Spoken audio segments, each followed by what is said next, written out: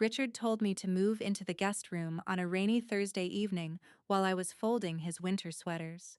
Not asked, told. He stood in the hallway with one hand in his pocket, speaking in the same calm voice he used whenever he explained expensive renovations to clients. Behind him, the bedroom door was half open, and I could see Vanessa's beige suitcase sitting beside my dresser. "She'll only stay a little while," he said. "You know what she's been through." For one foolish second, I thought he meant the guest room was for her. Then he picked up one of my pillows from the bed and placed it in my arms. "You'll be more comfortable downstairs anyway," he added softly. Comfortable. I looked past him into the bedroom I had spent 27 years building around us. The cream curtains I had sewn myself after Emily was born. The old oak nightstand we once argued over because Richard thought we couldn't afford it. The framed photograph from our anniversary trip to Savannah still sitting beside his lamp. Vanessa was inside, hanging one of her dresses in my closet. Not our closet anymore. Mine. She glanced at me awkwardly for half a second before smoothing the sleeve of her silk blouse.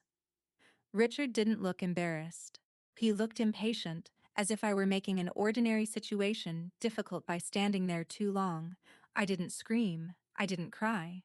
I just stood there holding my pillow while rain tapped softly against the windows, realizing marriages rarely collapse all at once. They disappear quietly, room by room, until one day you're carrying your own blanket down the hallway of a house that no longer feels like home. I slept downstairs that night beside a lamp that flickered every few minutes and a bookshelf full of forgotten cookbooks. Around 2 in the morning, I heard footsteps above me, crossing the bedroom floor. My bedroom floor. I stared at the ceiling until sunrise. The next morning, I still woke up automatically at 6:30 to make Richard coffee. Habit was a strange thing. It survived long after love started starving. I stood in the kitchen wearing my old blue robe while the coffee brewed. Outside, Charleston was still gray from the storm. Water clung to the oak trees in the backyard, dripping steadily onto the deck Richard built years ago when the children were small. I reached for 2 mugs before stopping myself.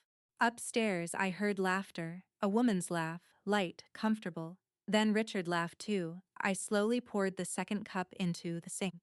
The sound of the coffee disappearing down the drain felt louder than it should have. By the time Vanessa came downstairs, she looked perfectly at home, barefoot, hair tied loosely, wearing one of Richard's old college sweatshirts. "She keeps the house freezing," Richard said with a grin when he noticed me looking. "Keeps the house, not kept, not used to." Present tense. Vanessa smiled politely and tucked loose hair behind her ear. "Sorry, I'm always cold." I nodded and focused on wiping an already clean counter. 27 years earlier, Richard used to stand behind me in this same kitchen while I cooked and rest his chin on my shoulder. Back then, he called me Maggie every morning, like the word itself made him happy. Now the only person he looked at that way was 34 years old and standing in my kitchen, holding my husband's coffee mug. I told myself not to overreact. That phrase had become the wallpaper of my marriage. Don't overreact. Don't embarrass him. Make things harder. Maybe this was temporary. Maybe Richard was confused. Maybe long marriages simply became strange in ways nobody warned you about. That afternoon, I folded laundry while Vanessa rearranged flowers in the dining room. "The yellow ones make the space feel dated," she said casually. Richard agreed immediately. "She's got a better eye for these things." I kept folding towels. A few minutes later, I noticed our framed family photographs missing from the hallway table. The one from Emily's college graduation, where Richard had his arm around me and Daniel was squinting into the sun. I found it later inside a kitchen drawer beneath placemats. I picked it up carefully and wiped dust from the glass with my sleeve. For a long moment, I just stared at the woman smiling in the picture. She looked secure, loved, certain her life was permanent. I barely recognized her. That evening, Emily called from Atlanta while I was making dinner. "You sound tired, Mom." "I'm fine, sweetheart. You sure?" I looked through the kitchen doorway toward the living room, where Vanessa and Richard sat close together reviewing paint samples. Richard was smiling in a way I had not seen in years.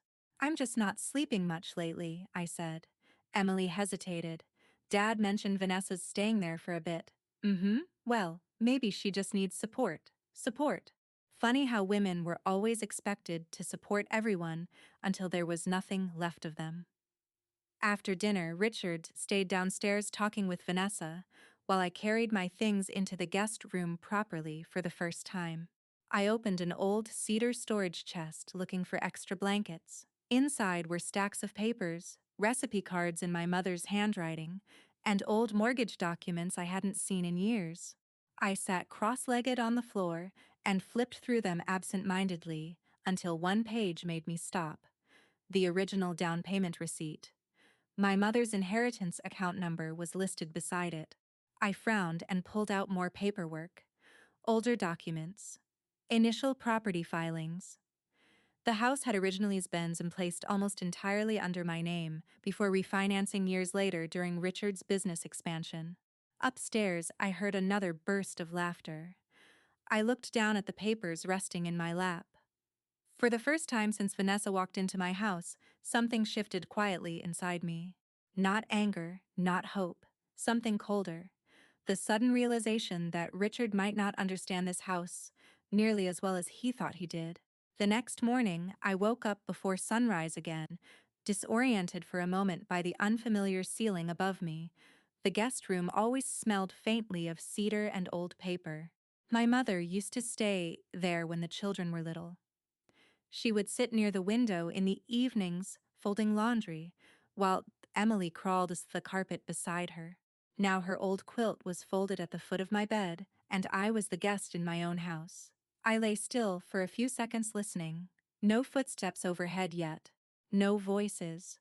Just the soft hum of the refrigerator downstairs and rainwater dripping from the gutters outside. Then habit took over. I slipped into my robe and walked into the kitchen to make coffee. The house was cold. Richard liked lowering the thermostat at night, though lately Vanessa kept raising it again. Tiny signs of another woman settling into your life appeared in strange ways. Different shampoo in the shower. A second toothbrush beside the sink. Herbal tea I never bought filling my pantry shelf. I measured coffee into the machine automatically. 2 sugars for Richard. A splash of cream. I reached for a second mug before catching myself again. For a long moment, I simply stood there staring at the cup in my hand. Then I poured the coffee into the sink. Upstairs, a door opened. I heard Vanessa laugh softly at something Richard said, followed by the low murmur of his voice. Warm. Relaxed. Intimate in the way people only sound when they believe they are safe with someone. I stared down at the dark coffee disappearing into the drain. 27 years of marriage, and somehow that sound hurt more than the shouting I never got.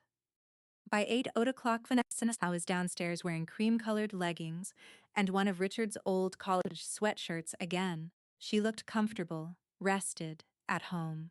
"Morning, Margaret," she said brightly. Margaret, not Mrs. Ellis, not even awkward politeness anymore. I nodded while wiping the kitchen counter.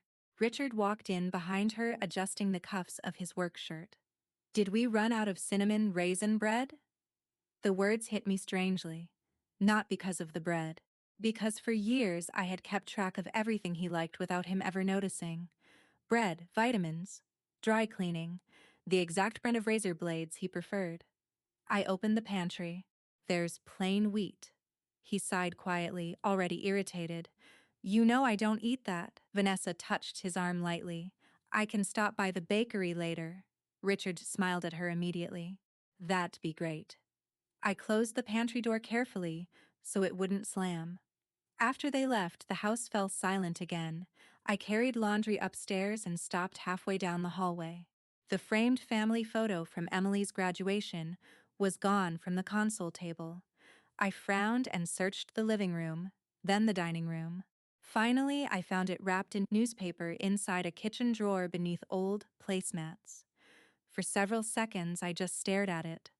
Richard's arm had been around my waist in that picture. Emily was laughing. Daniel was squinting because the sun kept getting in his eyes. We had looked like a family. I brushed my thumb over the dusty glass before placing the photo gently back into the drawer, not because I wanted to hide it, because suddenly I understood what Vanessa was doing. You don't remove someone all at once. You erase them slowly enough that eventually everyone forgets they were ever central to the room. That afternoon I drove to Mrs. Whitaker's house with groceries and her prescription refill. She opened the door before I knocked twice. "You look tired," she said immediately. "You always say that because it's usually true." I smiled faintly and carried the grocery bags inside. Mrs. Whitaker's home smelled like lavender and old books, the same as it had when Emily and Daniel were children running through her backyard chasing fireflies. While I organized her medications at the kitchen table, she watched me quietly over the rim of her teacup. Finally, she asked, "Are you still making yourself smaller for everyone else?" My hands paused over the pill organizer. I tried laughing it off. "I don't know what you mean." "Yes, you do." The kitchen suddenly felt too warm. I focused on tightening the lid of a prescription bottle. "Richard's just going through something." Mm-hmm. That single sound nearly broke me more than sympathy would have. Mrs. Whitaker leaned back in her chair slowly. "Your mother used to say pain makes people sign things they shouldn't." I looked up. "She told me once, Mrs. Whitaker continued.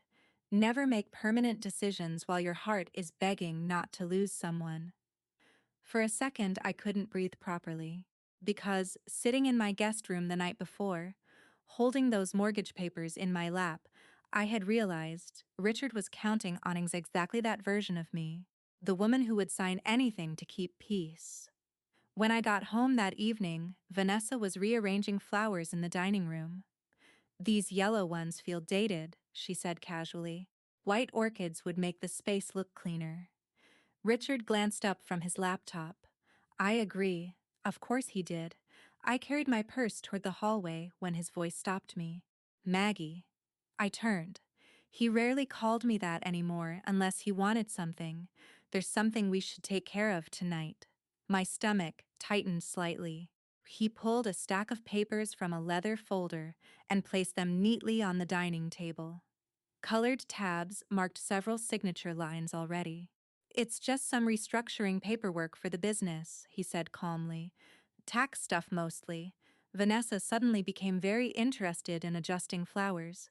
I stepped closer slowly. Even before reading the pages, something felt wrong.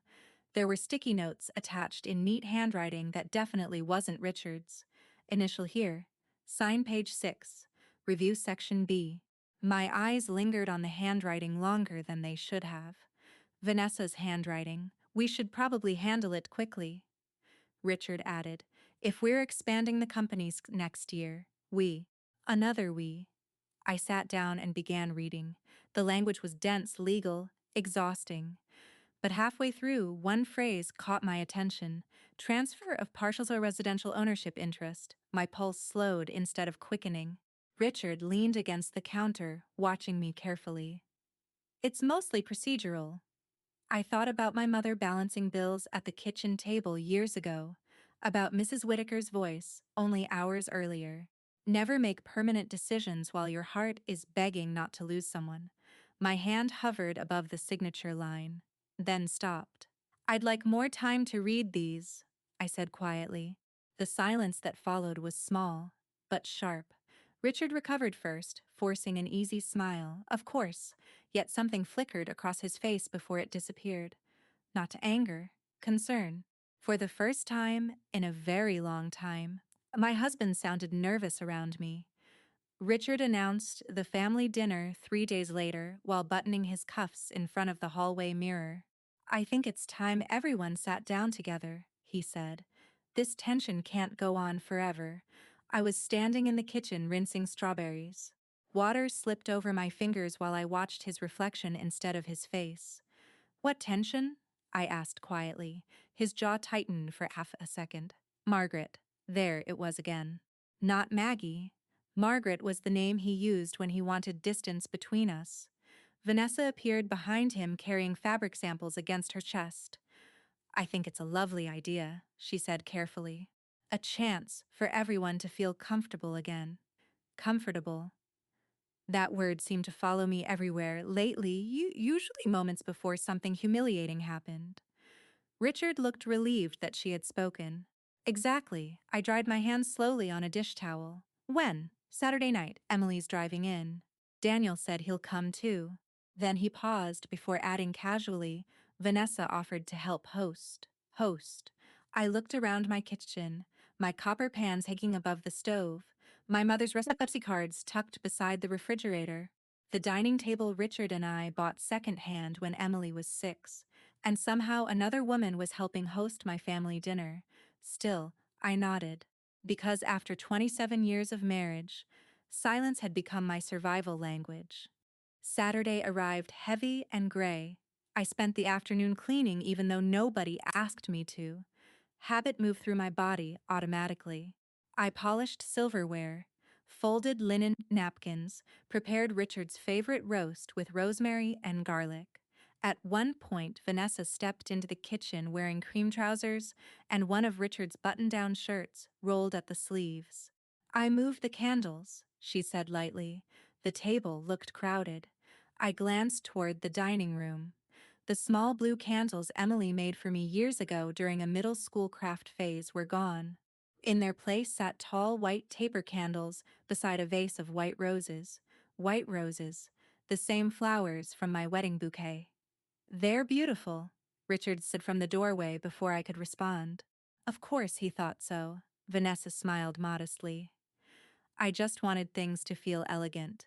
I turned back toward the oven before either of them could see my face. 27 years earlier, Richard and I ate takeout Chinese food sitting cross-legged on the floor of this same dining room because we couldn't afford furniture yet. Paint cans lined the walls, while music played from a tiny radio balanced on the windowsill. Richard kissed paint off my cheek that night and promised this house would always feel safe for me. Funny how memories could still sound warm even after they turned into ghosts. Emily arrived first. The moment she stepped inside, her eyes moved quickly across the room. The flowers, Vanessa, the missing family photos. Then her gaze landed on me. You look tired, Mom. I'm all right.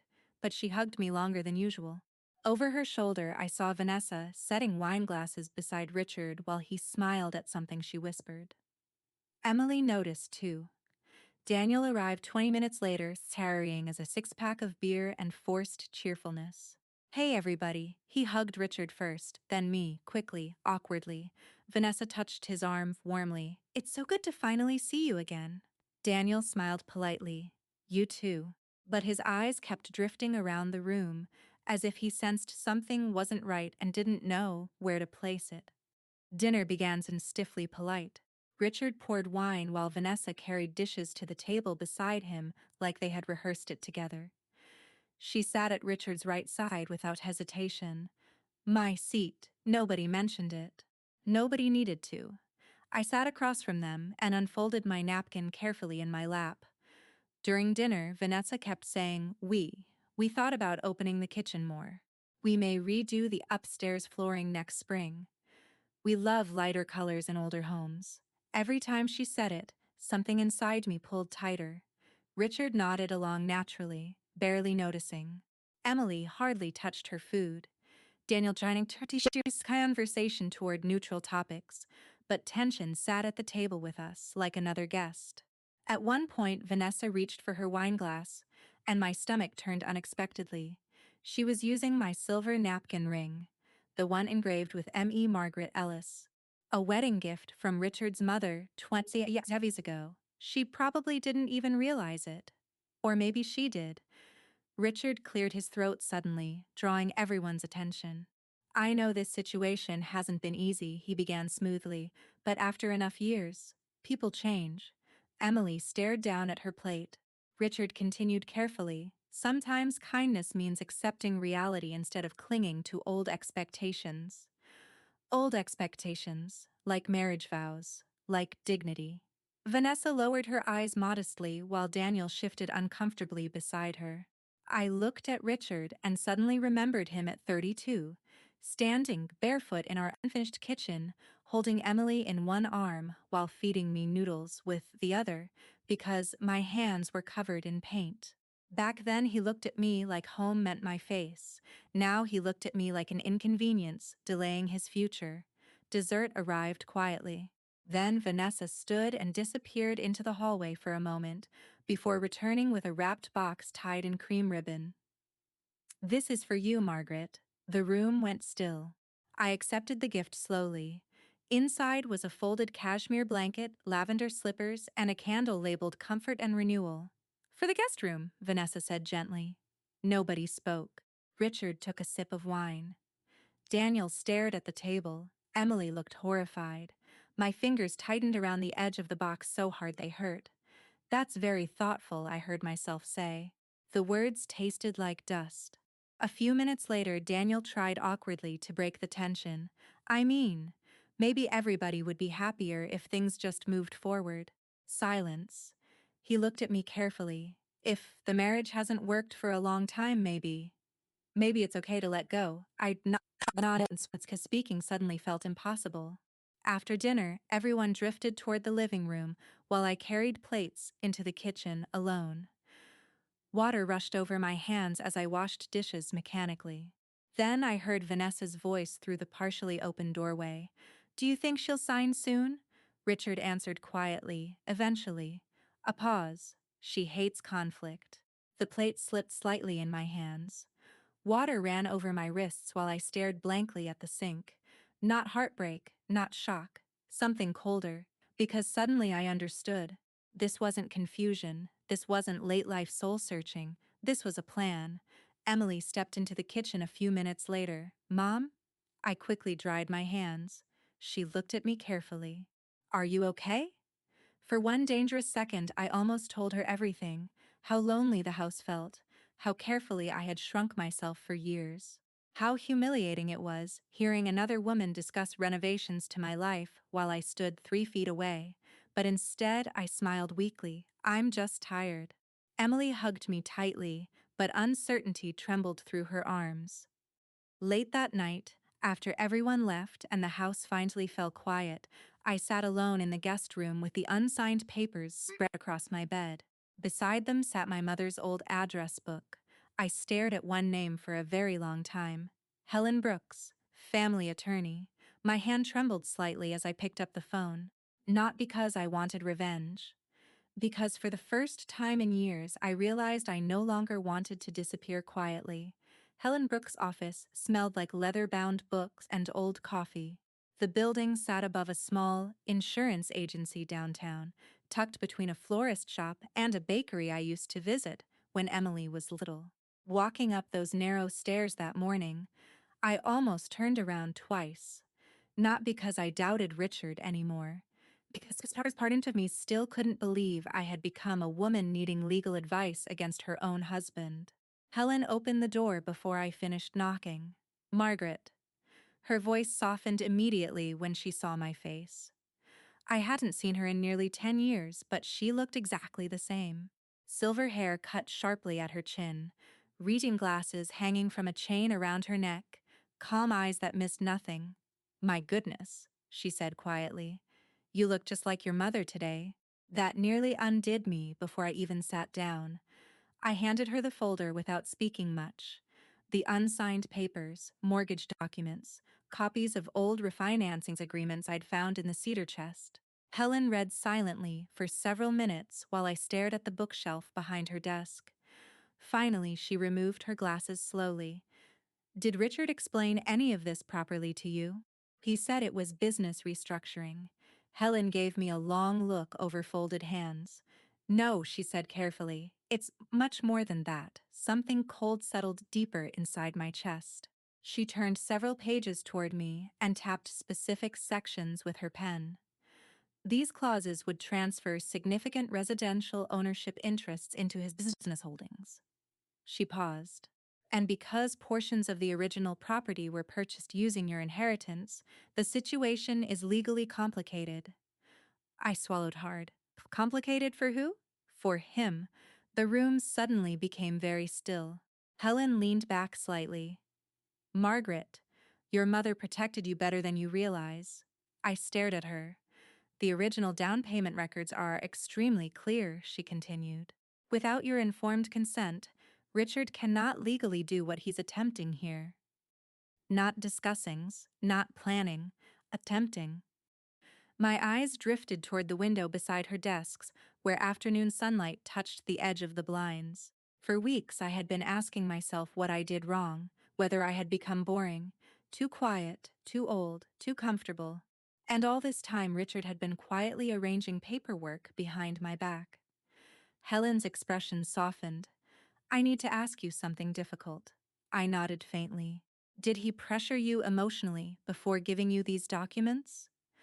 I thought about the guest room, Vanessa's suitcase beside my dresser. Richard calling me Maggie again only when he wanted signatures. Yes, I whispered. Helen exhaled slowly through her nose. I was afraid of that. Driving home afterward, Charleston looked strangely beautiful.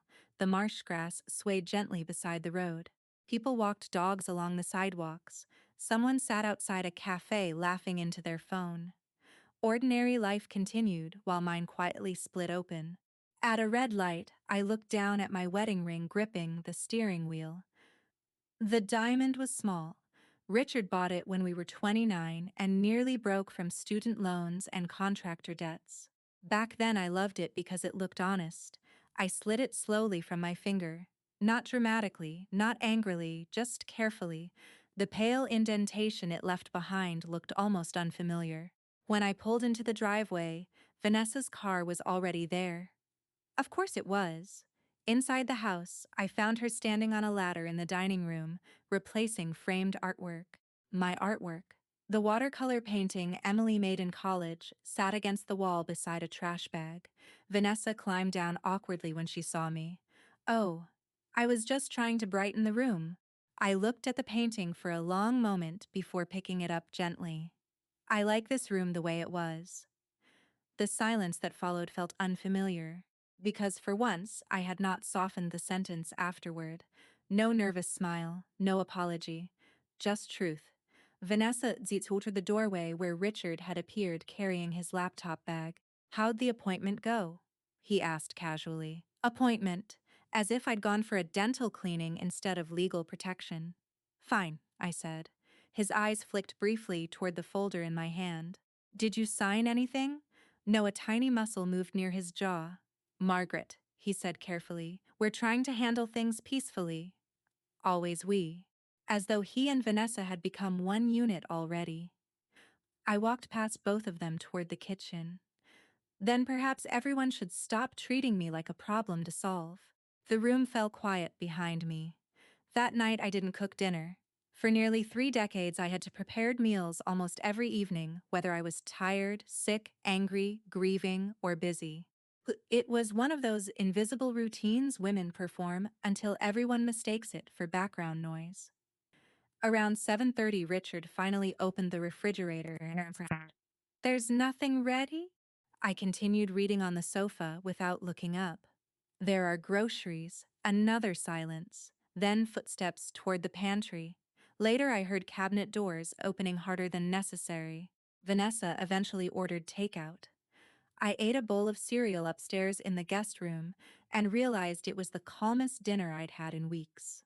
The next morning, Richard stood in the laundry room, holding a wrinkled blue work shirt. This wasn't ironed. I looked up from folding towels. Then I suppose it'll wrinkle. His expression shifted slightly, confused more than angry, because people rarely notice how much someone does for them until it quietly stops. 2 days later, Emily came by unexpectedly. She walked into the house slowly, eyes scanning everything, Vanessa's shoes beside the staircase, fresh orchids in the dining room, my absence upstairs. "Mom?" she asked softly when she found me downstairs organizing books. I smiled faintly. "Hi, sweetheart." She hugged me tightly, then looked toward the guest room door left partially open behind me. "You're really sleeping down here?" Before I could answer, Richard walked in from the patio carrying iced tea. "We're all adjusting," he said quickly. Emily stared at him. Something in her face changed then. Not fully, but enough. Later that afternoon, while Richard and Vanessa left for a design meeting, Emily wandered quietly through the house. I found her standing in the hallway holding the framed graduation photo I thought had disappeared. It was wrapped in newspaper inside the pantry, she said softly. Dust clung to the corners of the frame. Emily looked down at the photograph for a very long time before asking quietly, "Dad did this?" I opened my mouth, then closed it again, because somehow saying it aloud still felt like betraying my own marriage. That evening, after Emily left, I sat alone in the guest room reviewing bank statements Helen had asked me to gather, restaurant bills, furniture purchases, hotel charges, a spa weekend in Hilton Head paid through our joint account 3 months earlier. I turned another page, then froze. Printed beneath an email chain was a sentence from Vanessa. "Once she signs, everything gets easier." Below it was Richard's reply. "She always gives in eventually." I read the line 3 times, then slowly closed the folder. Upstairs, footsteps crossed the bedroom floor above me, but this time I didn't stare at the ceiling feeling broken. I sat quietly in the dim light with my mother's old recipe card beside me and realized something terrifying. For the first time in 27 years, I was no longer thinking about saving my marriage. I was thinking about saving myself. Richard announced the gathering like it was a celebration instead of a funeral. "We should have people over Saturday," he said one morning while scrolling through his phone at the kitchen counter. Something relaxed. Vanessa stood beside him arranging white roses into a glass vase. "We could make it elegant but simple," she added. "Just close friends." Close friends. I stood at the sink peeling potatoes, listening to another woman plan an evening inside the house I had spent half my life building. Richard looked up finally. "You're all right with that, aren't you?" The old version of me would have said yes immediately, would have smiled politely, cooked for everyone, cleaned afterward. Instead, I dried my hands slowly and said, "Why wouldn't I be?"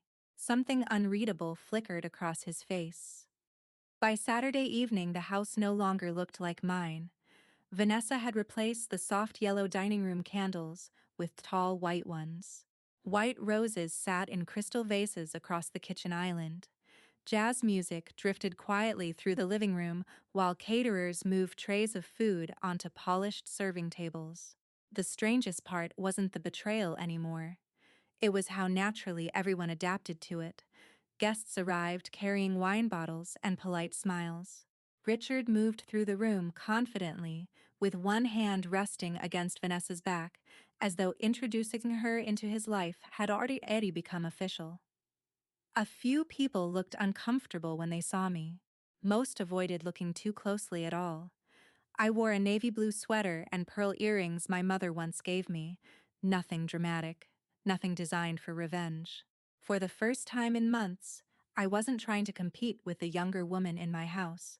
I was simply tired of disappearing inside it. Emily arrived early and hugged me before taking off her coat. "You okay?" she whispered quietly.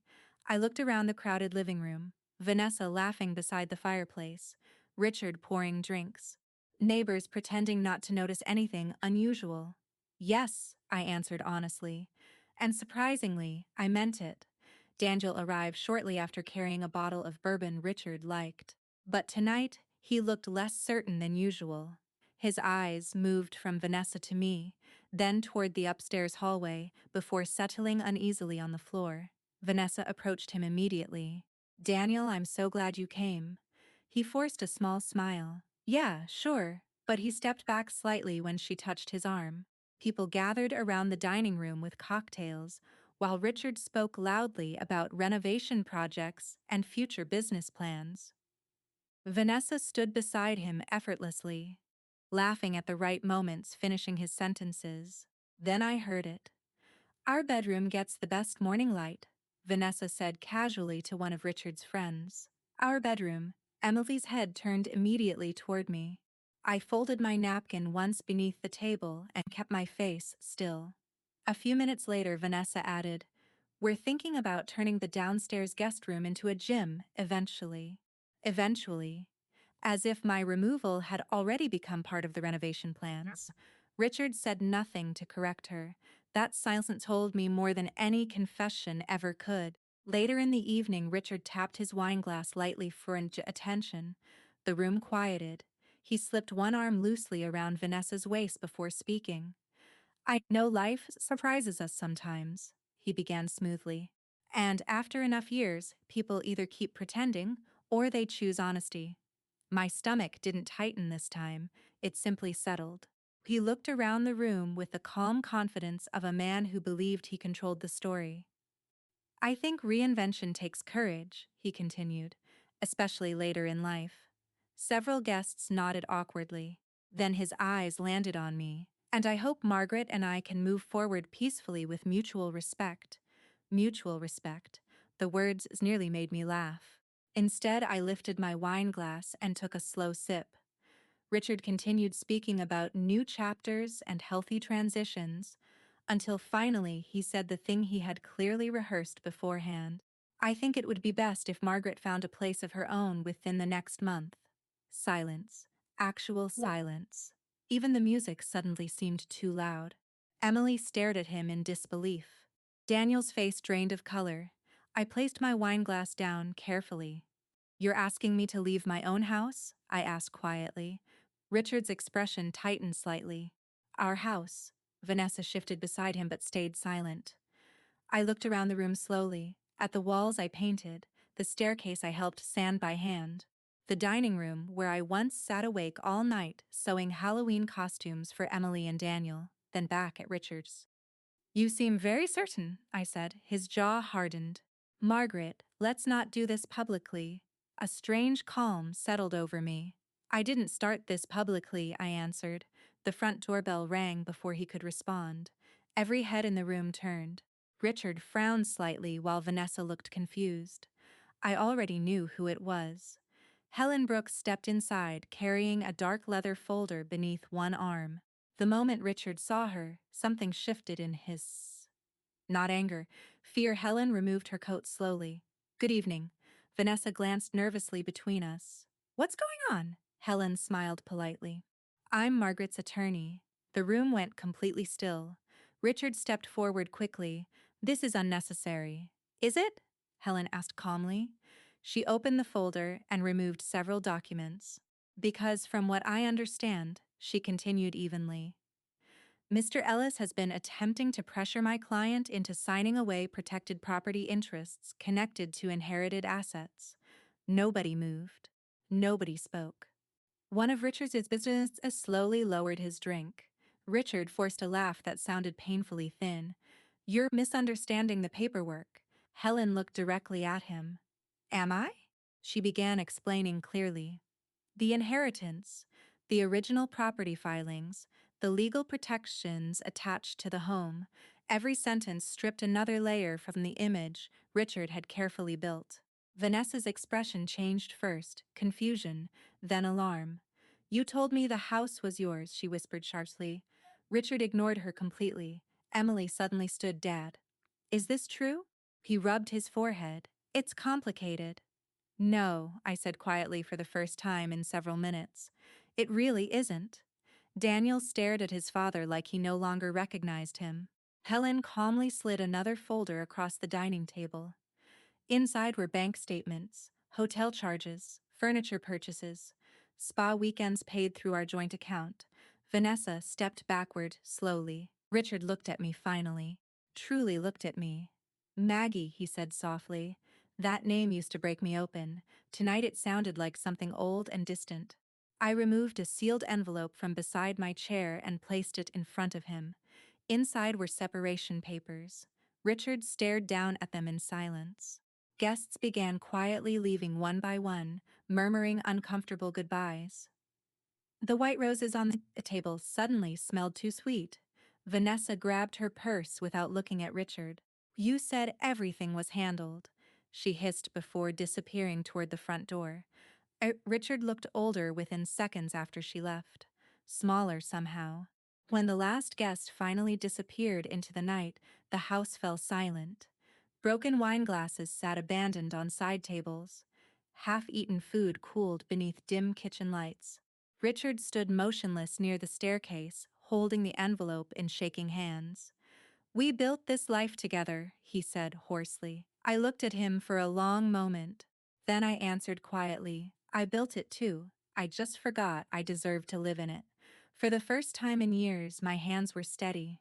And when I opened the windows later that night, letting cold Charleston air move through the house, it felt less like revenge and more like finally being able to breathe again.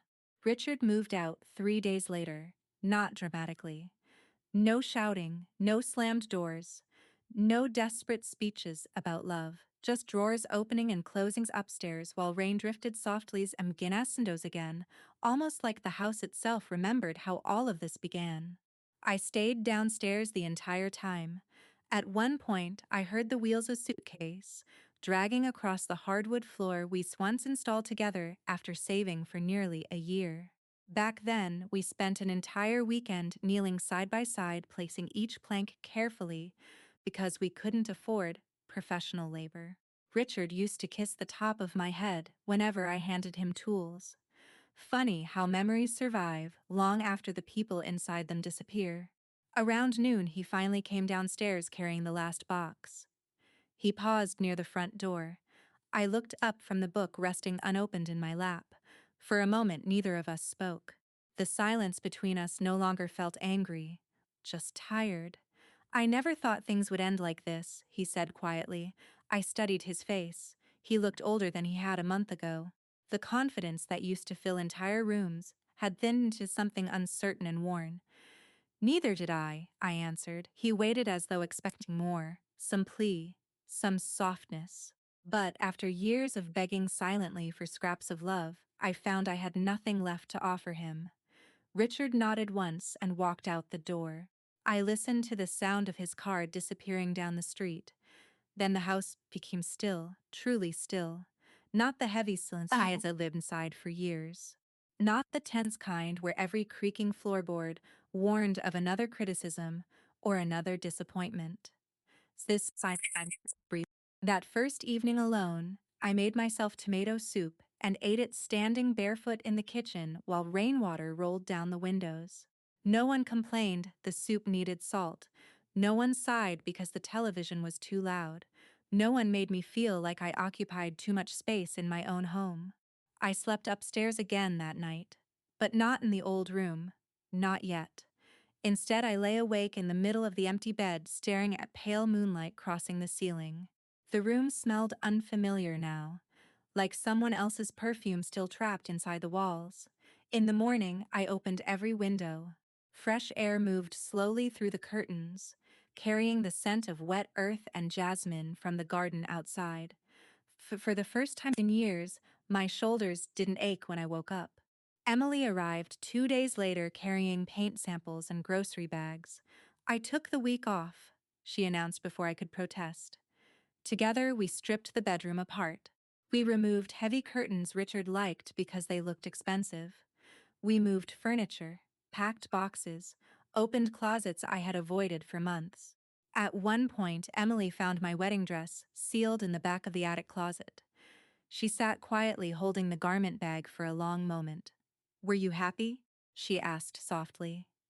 The question caught me off guard. I thought about Richard at 29 dancing barefoot with me in the kitchen, about midnight feedings with babies sleeping upstairs, about laughter echoing through unfinished rooms. "Yes," I said honestly. "Once." Emily nodded slowly, tears filling her eyes. "I'm sorry I didn't see what was happening sooner." I walked over and touched her cheek gently. "You were trying to keep the family together," I whispered. "So was I." Later that afternoon, we painted the bedroom walls pale cream. Sunlight poured through the windows, while music played softly from Emily's phone. For hours we worked side by side without tension. Healing, I realized, did not arrive like fireworks. Sometimes it sounded like quiet music and paint rollers moving steadily across walls. Daniel came by later that week. He looked uncomfortable standing in the doorway, holding a paper bag of takeout food. "I didn't know what you'd want," he muttered. I smiled faintly. "This is fine. We ate on the back porch while evening settled over the yard. Finally, he spoke. I saw Dad yesterday. I stayed quiet. He's living in some furnished apartment near the marina. Daniel rubbed his hands together slowly. Vanessa left. That surprised me less than it should have. What happened? I asked. She said she didn't sign up for financial problems. He gave a bitter laugh.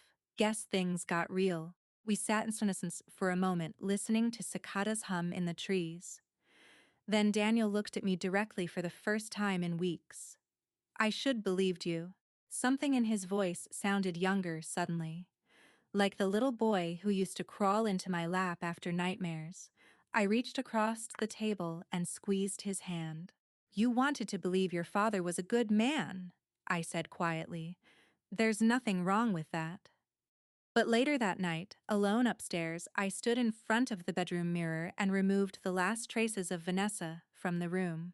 A perfume bottle, a silk scarf left behind in a drawer, an orchid vase sitting near the window.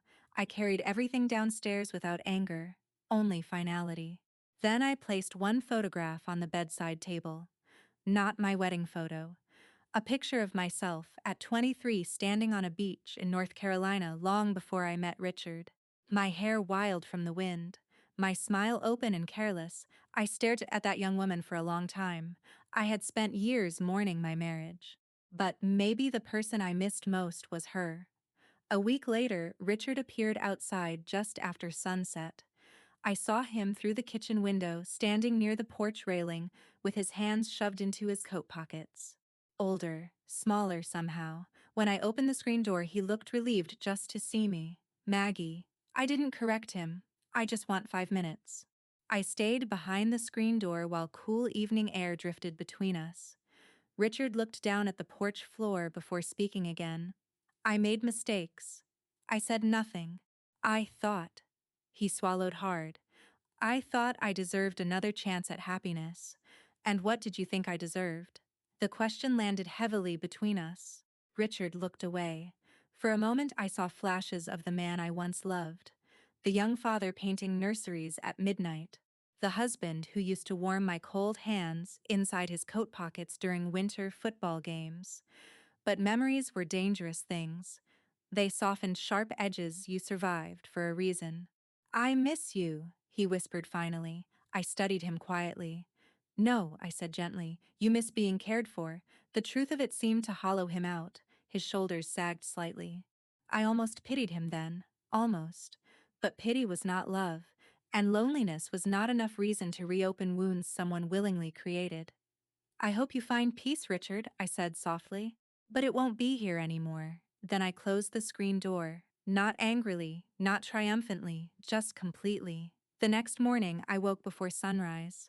The house was silent except for birds moving through the trees outside. I made coffee and carried the mug onto the back porch wrapped in my mother's old sweater.